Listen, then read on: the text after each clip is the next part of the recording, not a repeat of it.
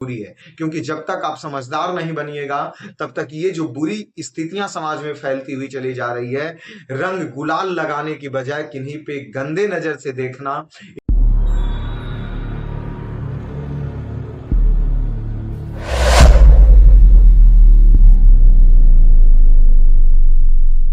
Hello दोस्तों, तो हम बताने वाले हैं कि होली का त्योहार क्यों मनाया जाता है, क्या हुआ था जो खास होली के त्योहार मनाए जाते हैं। आप सब लोग एक राजा का नाम सुने होंगे जो कि एक सबसे बड़ा अहंकारी राजा था, और उसी के वजह से, क्योंकि वह अहंकारी राजा को ब्रह्मा का वरदान प्राप्त था कि उसे कोई भी व्यक्ति ना दिन ना रात ना आकाश ना पृथ्वी ना मानव ना जानवर, उसे कोई नहीं मार सकता है। और यही वरदान के कारण वह राजा अपने आप को भगवान मानता है और अपनी पूरी प्रजा को अपनी खुद की पूजा करने के लिए कहता है। और इसी के वजह से वो अपने आप को भगवान मानता है।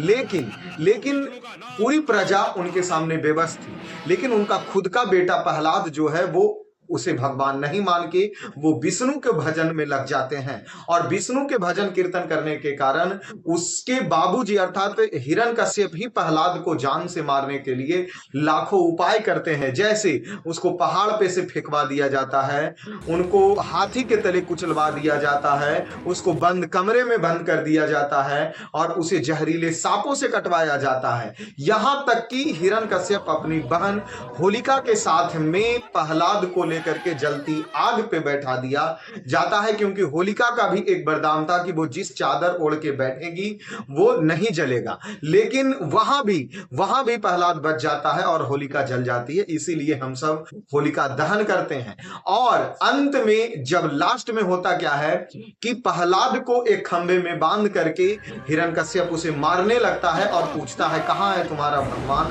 तो बोलते हैं कि हमारा भगवान पूरे कण में बसा हुआ सभी जगह है, ये खंबे में भी भगवान बसा हुआ है। और उसी आक्रोश में आकर के हिरण्यकश्यप उस खंबे को तलवार से मारने लगता है, तो खंबा फटते हैं और वहां से नरसिंह निकलते हैं। और नरसिंह में ना तो वो मानव का गुण था और ना ही जानवर का गुण था।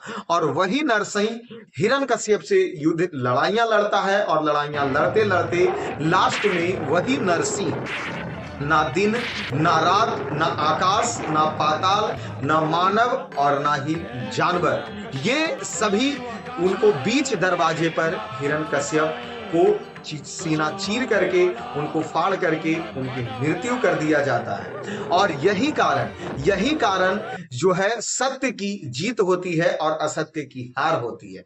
और इसीलिए पूरी प्रजा उत्साह पूर्वक खुशी से एक दूसरे को रंग गुलाल लगाते हैं, और तभी से हम सभी लोग होली का त्योहार मनाते हैं। लेकिन आज का होली का त्योहार इतना बुरा हो चुका है कि लोग नशे में धूत हो जाते हैं, एक दूसरे को कपड़े फाड़ दिया जाता है, बर्बादी कर दिए जाते हैं। ये बहुत बुरी स्थिति अभी के समय में चल रहा है, जो कि इसको रोकना बहुत जरूरी है और आपको समझदार बनना बहुत जरूरी है। क्योंकि जब तक आप समझदार नहीं बनिएगा तब तक ये जो बुरी स्थितियां समाज में फैलती हुई चली जा रही है, रंग गुलाल लगाने की बजाय किन्हीं पे गंदे नजर से देखना, इन सभी चीजों से बचना होगा, और तभी हमारी संस्कृतियां बची हुई रहेगी। तो इससे हम सभी लोगों को अवश्य बचना चाहिए। और हम उम्मीद रखते हैं कि ये वीडियो बनाने के बाद आप सब लोग अवश्य इस बातों को समझिएगा कि होली में जो बुरी आदतें हैं उस सभी बुरी आदतों को छोड़ देना चाहिए।